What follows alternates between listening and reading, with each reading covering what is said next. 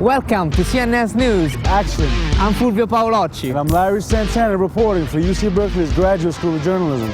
Today we'll take the show to new heights to give you a broader perspective of some of the Bay Area's most curious happenings.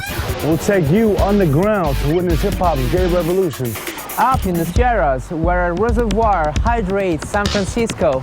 And inside the head of an aerial stuntman. Actually, we are not taking you anywhere, but our reporters did the dirty work for you. So relax, take it easy, enjoy the show.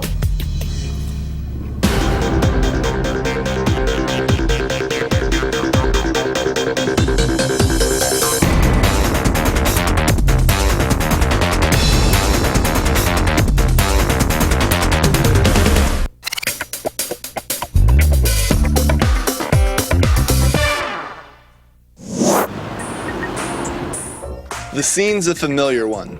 Bobbing heads, pulsating beats, a fiery MC. But this is no ordinary hip-hop show.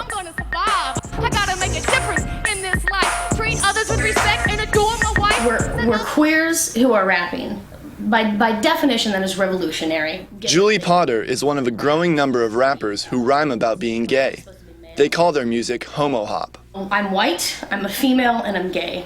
So I think every time I pick up the microphone, it's going to be revolutionary right now. Technically speaking, Potter is part of a revolution. This month, she will join 9 other gay and lesbian hip-hop artists for a 10-city tour through the Southwest. Little kids are being called faggot. They're getting... LA rapper Dead Lee is organizing the tour. He hopes it'll help win over a hip-hop community that often celebrates its homophobia. Homo Hop has its origins here in Oakland, a city known for its activism and artistic expression. Since 2001, Oakland has played host to the Peace Out World Homo Hop Festival, an event organized by gay hip-hop pioneer Juba Kalamka. Well, for me, it was about a safe space. Kalamka has been performing since 1988, a writer and activist who is best known as the godfather of Homo Hop. He says rappers who prefer to be thought of as artists first and gay second are in denial. As long as there's global white supremacy, I will be a non-white person. As long as there's homophobia, I'm going to be a faggot. According to Julie Potter, even the straight world is listening. People want to see this. People are intrigued by this. It's exciting. It's amazing. This isn't supposed to be happening. All these fags are getting together and rapping. What? You know? And I mean that in a positive way. Potter's fans are brimming with positivity. International, baby. This whole thing is blowing up. They're hoping that the upcoming tour will prove hip-hop is ready for Homo Hop. For CNS News, I'm Clayton Morfolk.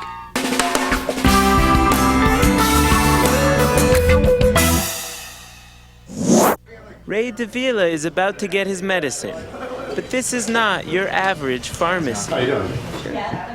I was looking for a eighth of that. Davila has a condition called wing scapula, which causes discomfort in his shoulder. And there you go. Custom bag. Thank you. You're very welcome. You have a great day. You too. I hope you feel great. I've been a patient for a little over 2.5 years now. I look perfectly healthy and I seem perfectly fine. And automatically it's, he's just a young stoner abusing the system that's meant for, serious patients. It's been 11 years since California voters passed the Compassionate Use Act, legalizing medical marijuana. In 2005, the state began issuing ID cards to medical marijuana users, but that wasn't enough to keep the system going. So legislators proposed a fee increase of more than 800%, effective March 1st. We think it would have destroyed the program completely. Rebecca Saltzman is an advocate for medical marijuana users. She successfully worked with legislators to reach a compromise. We're very happy to find out last night that they did find at least a middle ground solution, which was to delay the increase to April 1st and to only increase it to $66 instead of $142. That means thousands of patients can still afford the ID card. Activists gathered at San Francisco General Hospital to celebrate the good news. Where's the love? Right here. Where's the love? Right here. Guys, have you ever seen government work that fast? Government by the people, for the people. Medical marijuana users in San Francisco hope this victory leads to statewide acceptance of the ID program. This is Sean Aronson for CNS News.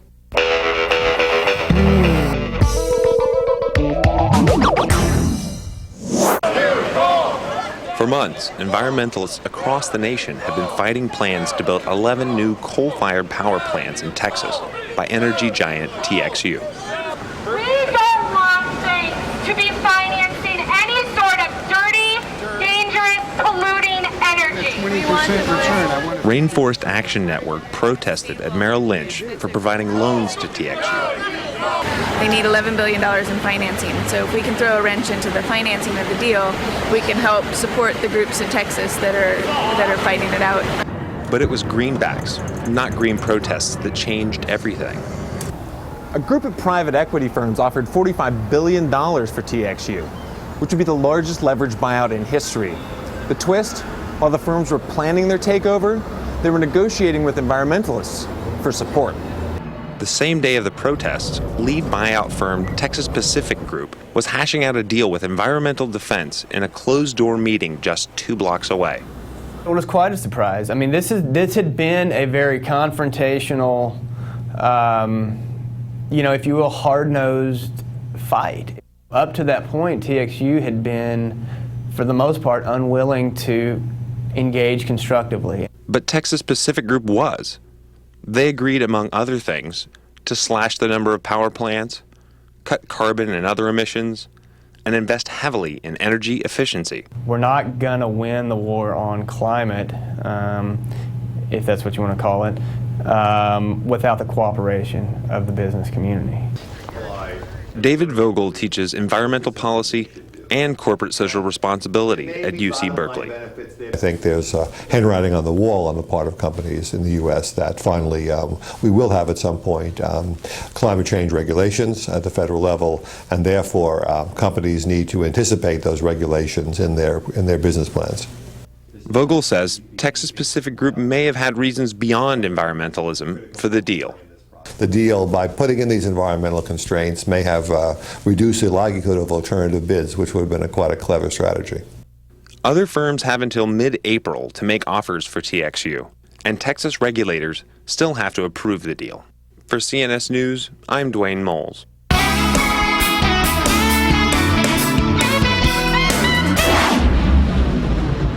Did you remember to vote in the last election? Or do you even care if you voted in the last election? Well, a California politician wants to increase voter turnout at an early age. Assemblyman Joe Cotto has a bill that will require high school students to register to vote before they can graduate from high school. Opponents feel this is just another government mandate being forced down our throats. But we're here to ask the students and the faculty of Berkeley High School how they feel about being required to vote.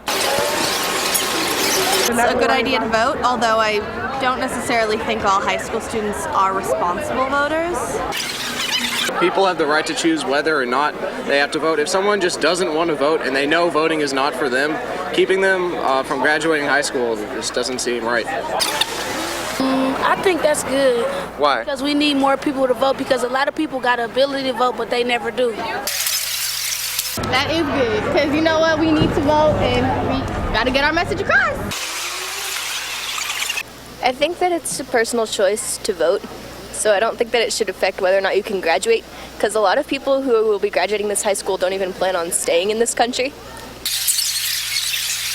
Do you at all try to get your students to register to vote, maybe if they're seniors and they qualify? Yeah, I teach U.S. history, so I want them to be active citizens. That's what I'm training them for. Most of the responses we got today are very encouraging to Assemblyman Joe Cotto, but the bill still might be a tough sell because some students don't want to give up their right to register. This is Nick Bonovich for CNS News.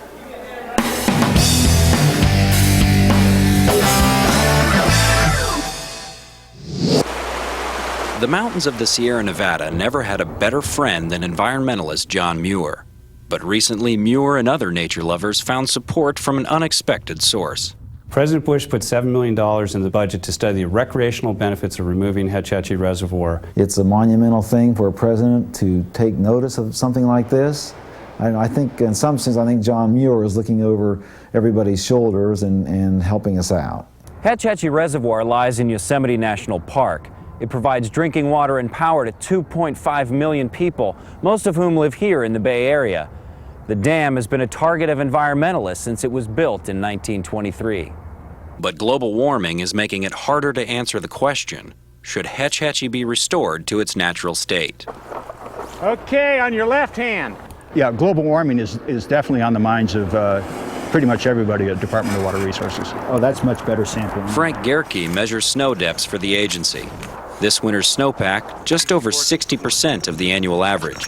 And scientists are predicting less snow in the future. 461.94. Problem right now is the range of scenarios is just so great, you just don't know what's going to happen. One likely possibility is that storms that used to bring snow will bring rain instead. So when you look at our reservoir, basically, it becomes more valuable as climate change is occurring because it will basically be able to capture those rain events. But environmentalists ask why the Tuolumne River needs to be dammed at Hetch Hetchy. We can divert that storage to other places.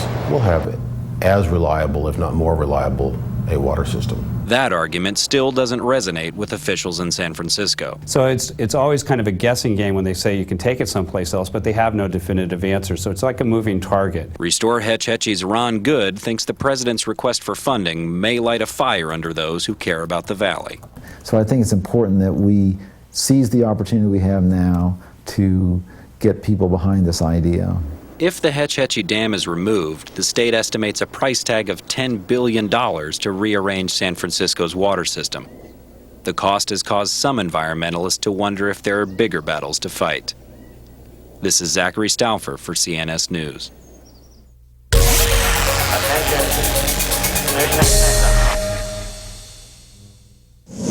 American fossil fuels are losing their appeal. The costs are too high. Pollution, asthma, war. Some say the answer is biofuels, fuel which is derived for the most part from plant material. Now, biofueling stations like this one are cropping up across the country, but compared to traditional gasoline, it's still a little expensive. BP Corporation is set to give UC Berkeley scientists $500 million to try to synthesize biofuels through genetic engineering. And here's how they plan to do it. First, they go into a plant, DNA level. Then they extract the portion of DNA that makes that plant produce hydrocarbons. That's what gives plants that waxy exterior, and it's also burnable. Then they'll take that plant DNA and insert it into a microorganism like yeast or bacteria so that it starts doing things it would never do on its own. Now, how is it possible that the microbe would accept these foreign commands? We've tricked it so that it now looks like microbial DNA. As a scientist, I get paid to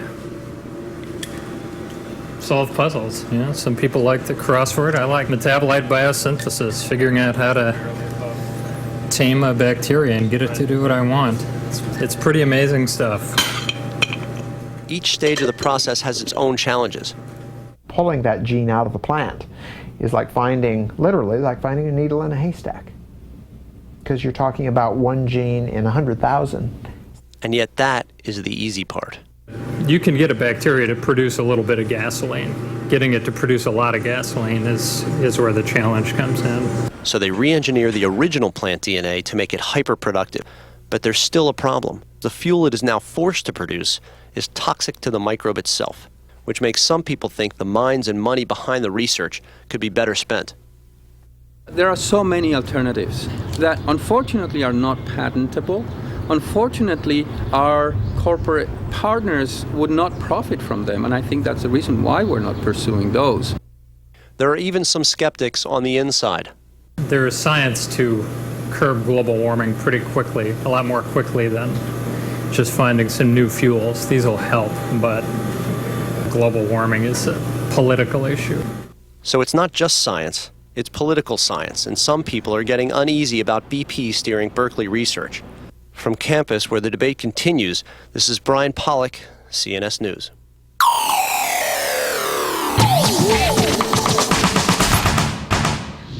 On any given day, on any California freeway, rush hour is like a bad dream that never ends.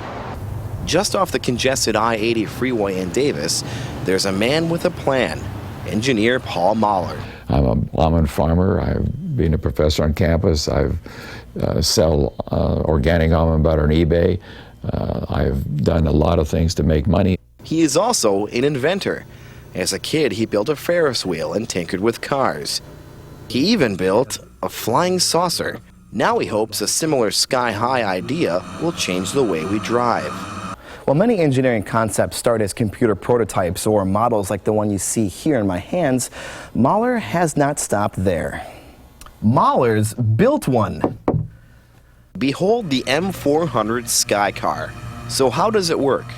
4 pods hold fans that direct thrust for vertical takeoff and move 45 degrees for normal flight. The fuel of choice, ethanol or biodiesel.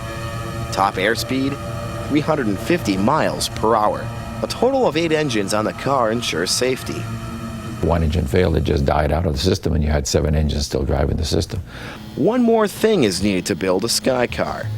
A few Boeing jets full of cash. And I raised this kind of money, and I'm still sitting here basically poor as a church mouse. So it's a very, very difficult thing to fund. And Mahler estimates he has poured $200 million into the project. Like a modern-day Da Vinci, Mahler is trying to make flying cars for the masses. He builds the engines from scratch in his shop. Starting up, Mike. And tests the designs in his own wind tunnel. Right now, a cable tethers the car for insurance purposes, but Mahler is convinced that one day the Skycar will fly. Will he be the next Da Vinci? Mahler doesn't care. They know about me, not as relevant. The only thing that's important is what I end up doing. And if I fail, it's just, well, they don't know much about me, and if I succeed, what difference does it make? In Davis, with one man's solution to end the commuter nightmare, I'm Taylor Pipes for CNS News.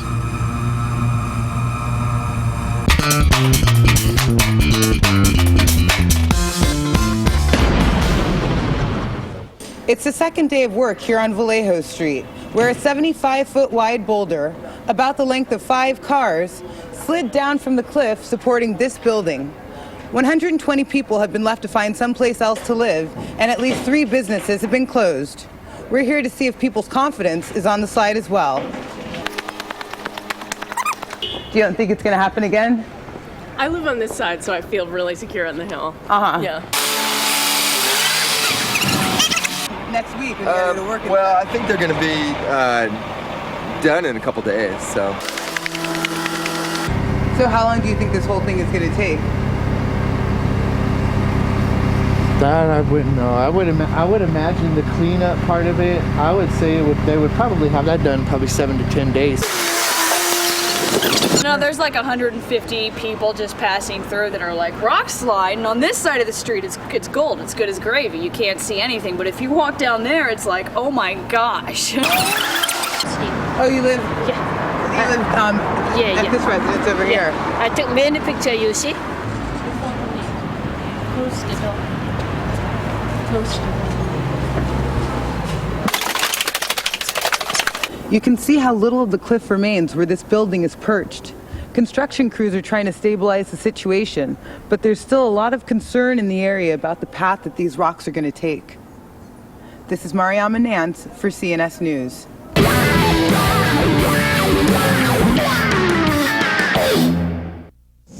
When life becomes stressful or boring, skydiving provides the jolt many crave. And at Skydance Skydiving in Davis, a cameraman skydiver records every fall.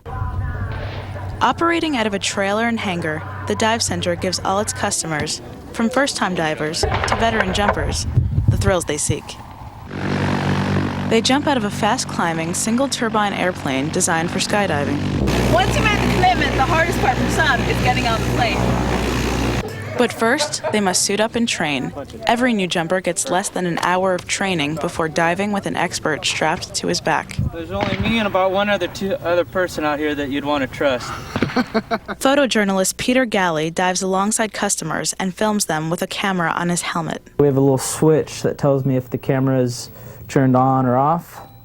Once you taste flight, for some people, they're going to be out here every weekend after they do their first jump. Gally first tasted flight 14 years, 6,000 jumps, and many awards ago. He's also the man behind the camera for his competitive dive team, Guano Freefly. Landing an airplane scares skydivers because we'd rather jump out. That's where we're comfortable, you know. People say when they come out here, they go, "Why would you jump out of a perfectly good airplane?" There's no such thing as a perfectly good airplane. When he's back on the ground, Gally edits the footage into a memorable video for jumpers to purchase. Sometimes he's more agile in the air than on his feet. Gally's videos capture the act, but not the exhilaration divers feel in the landing zone. Number one jump. What'd you think? One of many. You gonna do it again? Hell yes! That first jump is when divers discover how free fall is a flight above whatever blows your hair back. This is Davina Attar for CNS News.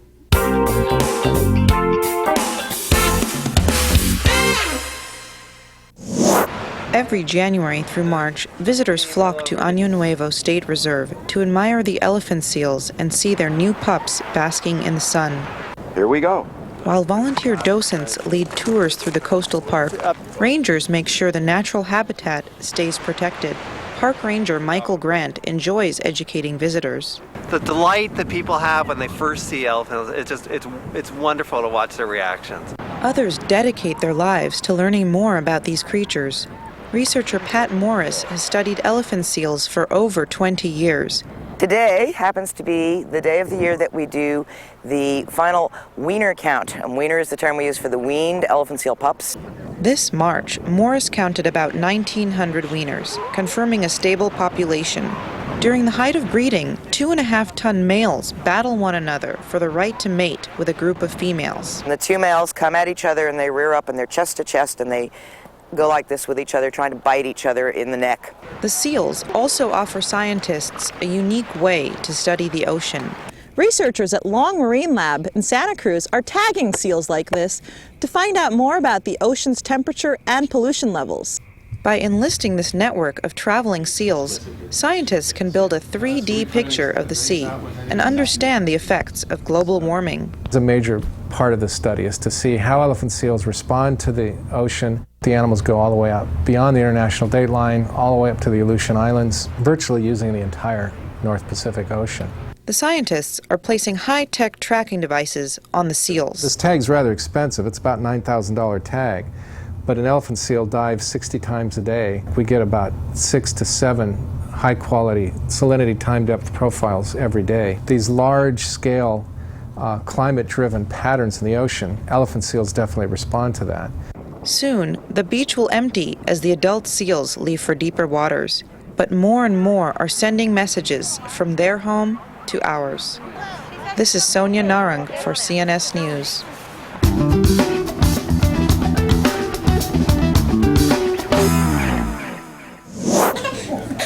Just 5 months ago, the death clock was ticking for 11-month-old Brooke. But as you can see, she won that battle. She's now healthy and pink. She was always yellow, and then fluid would build up in her stomach. And so by the time we got to UCSF, she looked like she was 9 months pregnant. It got really bad. Her bad condition was good enough for the selection committee at UCSF to identify baby Brooke as needing a liver transplant. First, of course, we waited for a cadaver. Then the doctors decided to focus on living donors. It's a Japanese practice using part of a liver from a live person after determining the match is right. American doctors started using it in the early 90s. I think the liver is cool because it can regenerate. Its anatomy is very complex. Yet kind of smart. Right, the liver there's messages that come from probably the pancreas and the intestine that tell the liver how big to grow. In order to transplant a liver, we have to make sure that we have the artery that goes to the liver. There's a vein that goes into the liver and another vein that comes out of it.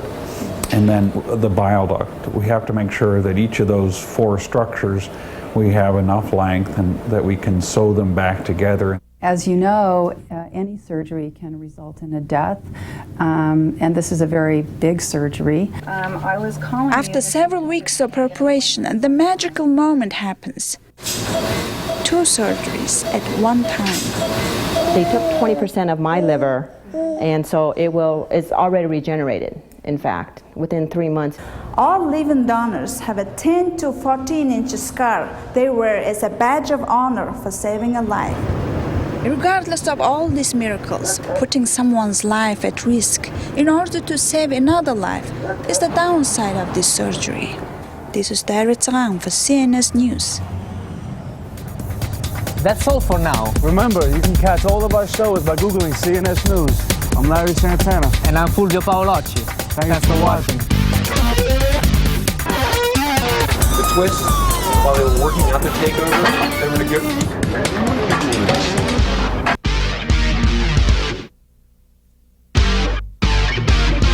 They also tell us a great deal. Temperature and pollution levels.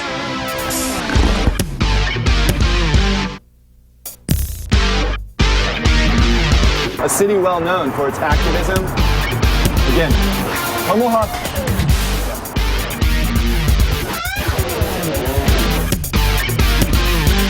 San Francisco has the highest proportion of medical marijuana patients.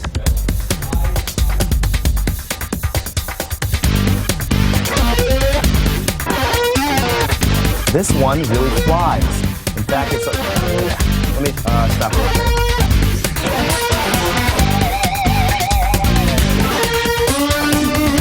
They were